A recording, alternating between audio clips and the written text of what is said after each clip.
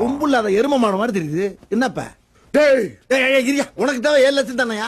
ஊட்டியில எஸ்டேட் இருக்கு, அதுல ஒரு சென்ட் நிலத்தை வித்து உன் கடை 7 லட்சத்தை அடைச்சிரு போதுமாயா? அதை எப்ப வித்து அவன் தான் தரேன்னு சொல்லிட்டான்ல, போயா. பாத்தியா, தர்மகர்த்தா மாதிரி ஒரு பெரிய மனுஷன் சொல்றாரு, கேட்க மாட்டேன் நீ. இந்த பாரு, அவன் ஒரு வாரத்துல திருப்பி தருவான். தரலனா அவனை தூக்கி போட்டு போய் சாணி பிதிக்க நான் கேரண்டி. அது ஒரு வாரம்டா, ஒரு வாரத்துல பணம் வரல அவர் சொன்ன மாதிரி சாணி வெளியே ஊத்துறோம். இந்த பரிசு போடா, திருப்பி கூறா. யார கட்டியா கேரண்டி கொடுத்தா? நான் கேரண்டி கொடுத்துருக்கேன், பாத்துக்க. யார் சாணிக்கு யாரா கேரண்டி கொடுக்கறது? அரை மண்டையா. இந்த கிழமை குசுமுங்கிறது கரெக்டா இருக்க தம்பி. அந்த ரைட் சைடு கொஞ்சம் டச் பண்ணி தப்பா இருக்கு.